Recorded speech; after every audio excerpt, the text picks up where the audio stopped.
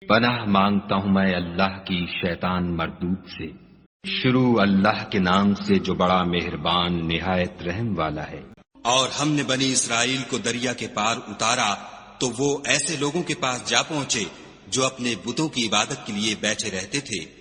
بنی اسرائیل کہنے لگے کہ موسیٰ، جیسے ان لوگوں کے معبود ہیں ہمارے لیے بھی ایک معبود بنا دو۔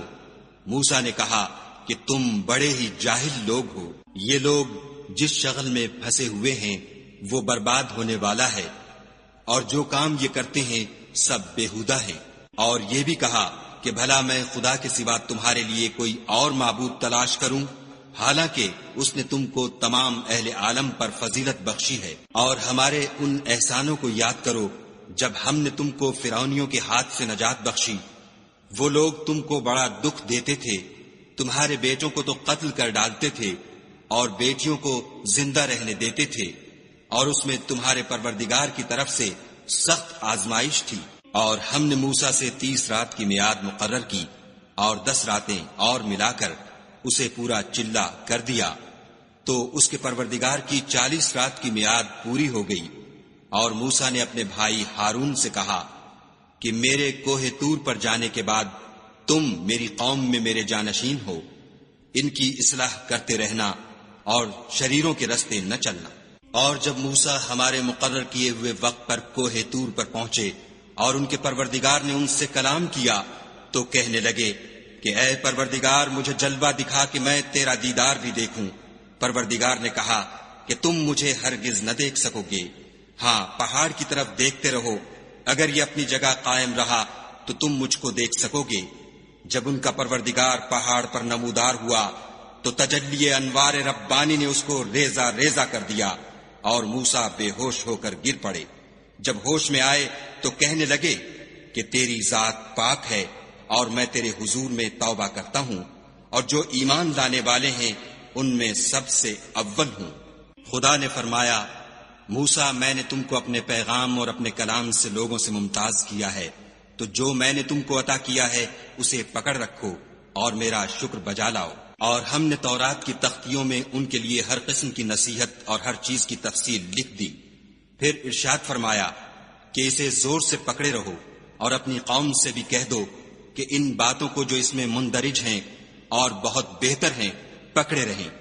میں ان قریب تم کو نافرمان لوگوں کا گھر دکھاؤں گا۔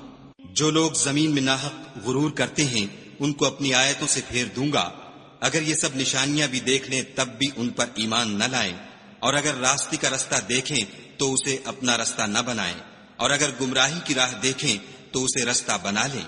یہ اس لیے کہ انہوں نے ہماری آیات کو جھٹلایا اور ان سے غفلت کرتے رہے۔ اور جن لوگوں نے ہماری آیتوں اور آخرت کے آنے کو جھٹلایا ان کے اعمال ضائع ہو جائیں گے، یہ جیسے عمل کرتے ہیں ویسا ہی ان کو بدلہ ملے گا۔ اور قوم موسیٰ نے موسیٰ کے بعد اپنے زیور کا ایک بچڑا بنا لیا، وہ ایک جسم تھا جس میں سے بیل کی آواز نکلتی تھی۔ ان لوگوں نے یہ نہ دیکھا کہ وہ نہ ان سے بات کر سکتا ہے اور نہ ان کو رستہ دکھا سکتا ہے، اس کو انہوں نے معبود بنا لیا اور اپنے حق میں ظلم کیا۔ اور جب وہ نادم ہوئے اور دیکھا کہ گمراہ ہو گئے ہیں تو کہنے لگے کہ اگر ہمارا پروردگار ہم پر رحم نہیں کرے گا اور ہم کو معاف نہیں فرمائے گا تو ہم برباد ہو جائیں گے۔ اور جب موسیٰ اپنی قوم میں نہایت غصے اور افسوس کی حالت میں واپس آئے تو کہنے لگے کہ تم نے میرے بعد بہت ہی بد اتواری کی۔ کیا تم نے اپنے پروردگار کا حکم یعنی میرا اپنے پاس آنا جلد چاہا؟ یہ کہا اور شدت غضب سے تورات کی تختیاں ڈال دیں اور اپنے بھائی کے سر کے بالوں کو پکڑ کر اپنی طرف کھینچنے لگے۔ انہوں نے کہا کہ بھائی جان، لوگ تو مجھے کمزور سمجھتے تھے اور قریب تھا کہ قتل کر دیں، تو ایسا کام نہ کیجیے کہ دشمن مجھ پر ہنسیں اور مجھے ظالم لوگوں میں مت ملائیے۔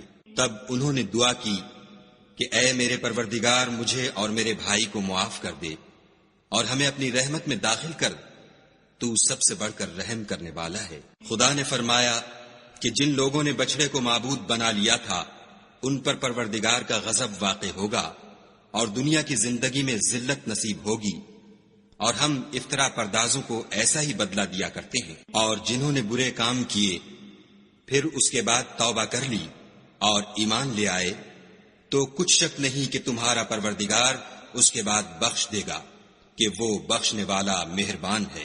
اور جب موسیٰ کا غصہ فرو ہوا تو تورات کی تختیاں اٹھا لیں اور جو کچھ ان میں لکھا تھا وہ ان لوگوں کے لیے جو اپنے پروردگار سے ڈرتے ہیں ہدایت اور رحمت تھی۔ اور موسیٰ نے اس میعاد پر جو ہم نے مقرر کی تھی اپنی قوم کے 70 آدمی منتخب کر کے کوہ طور پر حاضر کیے۔ جب ان کو زلزلے نے پکڑا تو موسیٰ نے کہا کہ اے پروردگار، اگر تو چاہتا تو ان کو اور مجھ کو پہلے ہی سے ہلاک کر دیتا۔ کیا تو اس فعل کی سزا میں جو ہم میں سے بے عقل لوگوں نے کیا ہے ہمیں ہلاک کر دے گا؟ یہ تو تیری آزمائش ہے، اس سے تو جس کو چاہے گمراہ کرے اور جسے چاہے ہدایت بخشے۔ تو ہی ہمارا کارساز ہے، تو ہمیں ہمارے گناہ بخش دے اور ہم پر رحم کر، اور تو سب سے بہتر بخشنے والا ہے۔ اور ہمارے لیے اس دنیا میں بھی بھلائی لکھ دے اور آخرت میں بھی، ہم تیری طرف رجوع ہو چکے۔ فرمایا کہ جو میرا عذاب ہے اسے تو جس پر چاہتا ہوں نازل کرتا ہوں، اور جو میری رحمت ہے وہ ہر چیز کو شامل ہے۔ میں اس کو ان لوگوں کے لیے لکھ دوں گا جو پرہیزگاری کرتے اور زکوٰۃ دیتے اور ہماری آیتوں پر ایمان رکھتے ہیں، وہ جو محمد رسول اللہ صلی اللہ علیہ وآلہ وسلم کی جو نبی امی ہیں پیروی کرتے ہیں، جن کے اوصاف کو وہ اپنے ہاں تورات اور انجیل میں لکھا ہوا پاتے ہیں۔ وہ انہیں نیک کام کا حکم دیتے ہیں اور برے کام سے روکتے ہیں، اور پاک چیزوں کو ان کے لیے حلال کرتے ہیں اور ناپاک چیزوں کو ان پر حرام ٹھہراتے ہیں، اور ان پر سے بوجھ اور طوق جو ان کے سر پر اور گلے میں تھے اتارتے ہیں۔ تو جو لوگ ان پر ایمان لائے اور ان کی رفاقت کی اور انہیں مدد دی اور جو نور ان کے ساتھ نازل ہوا ہے اس کی پیروی کی، وہی مراد پانے والے ہیں۔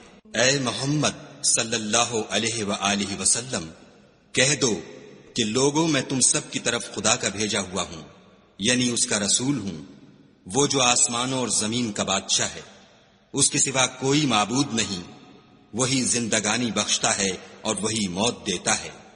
تو خدا پر اور اس کے رسول پیغمبر امی پر جو خدا پر اور اس کے تمام کلام پر ایمان رکھتے ہیں ایمان لاؤ اور ان کی پیروی کرو تاکہ ہدایت پاؤ۔ اور قوم موسیٰ میں کچھ لوگ ایسے بھی ہیں جو حق کا رستہ بتاتے اور اسی کے ساتھ انصاف کرتے ہیں، اور ہم نے ان کو یعنی بنی اسرائیل کو الگ الگ کر کے 12 قبیلے اور بڑی بڑی جماعتیں بنا دیا۔ اور جب موسیٰ سے ان کی قوم نے پانی طلب کیا تو ہم نے ان کی طرف وحی بھیجی کہ اپنی لاٹھی پتھر پر مار دو، تو اس میں سے 12 چشمے پھوٹ نکلے اور سب لوگوں نے اپنا اپنا گھاٹ معلوم کر لیا۔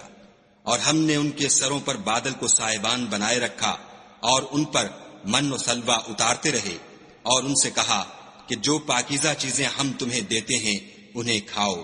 اور ان لوگوں نے ہمارا کچھ نقصان نہیں کیا، بلکہ جو نقصان کیا اپنا ہی کیا۔ اور یاد کرو جب ان سے کہا گیا کہ اس شہر میں سکونت اختیار کر لو اور اس میں جہاں سے جی چاہے کھانا پینا، اور ہاں شہر میں جانا تو حطۃ کہنا، اور دروازے میں داخل ہونا تو سجدہ کرنا، ہم تمہارے گناہ معاف کر دیں گے اور نیکی کرنے والوں کو اور زیادہ دیں گے۔ مگر جو ان میں ظالم تھے انہوں نے اس لفظ کو جس کا ان کو حکم دیا گیا تھا بدل کر اس کی جگہ اور لفظ کہنا شروع کیا، تو ہم نے ان پر آسمان سے عذاب بھیجا اس لیے کہ ظلم کرتے تھے۔ اور ان سے اس گاؤں کا حال تو پوچھو جو لبے دریا واقع تھا۔ جب یہ لوگ ہفتے کے دن کے بارے میں حد سے تجاوز کرنے لگے، یعنی اس وقت کہ ان کے ہفتے کے دن مچھلیاں ان کے سامنے پانی کے اوپر آتیں، اور جب ہفتے کا دن نہ ہوتا تو نہ آتیں، اسی طرح ہم ان لوگوں کو ان کی نافرمانیوں کے سبب آزمائش میں ڈالنے لگے۔